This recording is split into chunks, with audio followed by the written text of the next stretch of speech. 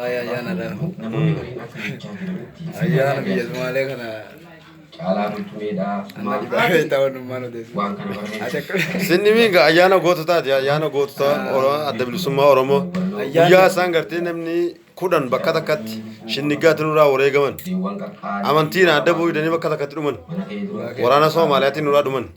Kana raamee kan fakkaatu guyyaa irraan tana maaltu si dhagahame? Gaddamoo gammachuudhamoo maaltu si dhagahame? Guyyaan irraa kana yaada ammaati naaf ibsite kana ilaalchisee gadda guddatu natti dhagahama. Kanatti dabalatee lammaffaa ajjechaa wareegama qaalii ijaa qaalii Hacaaluu Hundeessaa gadda guddaa as keessa yaadadha. Kanuma walta'een bakka gartee Abbuu Jallagaati Caalaa Bultumee qaban kanatti immoo gammachuu guddaa dhiba biratti boonasii ka qabdu gammadaa jechuudha. Akka mataa kiyyaatti akka waan xixiqqinaa guutuu qabaniititti garaan kun aannan dhugee siin jahu akkas.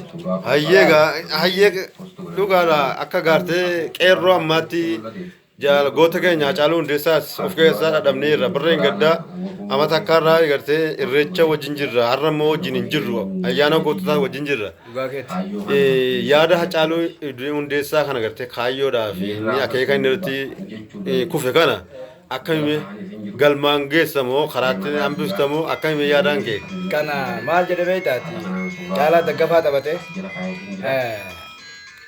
yoo gartee buqqisuu dadhabne ilmoo itti guddifnaa jedhamete ati ka duraatii miti ka ammaatii miti ka ganaa dhalatu osoo himiniif garatti beekaa siin jaamma wanni waan isaan deemaniin kana namni hayyamu digalee walaakin amma waraabessi gaafa galuu deemu barii irratti waa nyaatee matarraa kan nyaataa jiran ganama subii irratti akkasii nyaatamaa jiran amma isaan guutuun nyaatamu dhaabde yeroo muraasa booda malee finfinneen hin jirtu isaaniif jechuma xumura inshaallah rabbi irraa taate bira keenya isin jaa akka yaada kootitti bilisummaa deengaddaa fi kalatti neebu harratti nargu jira bilisummaa akka jaarmarroon kenna qaaliin jeenyi sanyi jaalnadii gammadaa jeneraal Waaqoo Guutuu sanyi Huseen Bunee akka inni nuuf himuu jirutti wallaahi waan aduun tummarraa lammataa irra deebitee bahu jirtu na fakkaata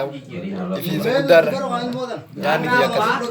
Inshaallahti waan kaayyoo jaallan kana watti wareegaman galmaan ni geenya jechuudha. Inshallah ni geenna har'as yoo rabbiin jedhe ni geenna. Inshallah namni hiree Oromoo muree murteessu hin jiru. Hiree Oromoo kan muree murteeffatu Oromoo har'as borus jaalatus jibbus diinni Oromoo naaf tanyaadha. Injifannoon uummata Oromoo gadaan gadaa bilisummaa.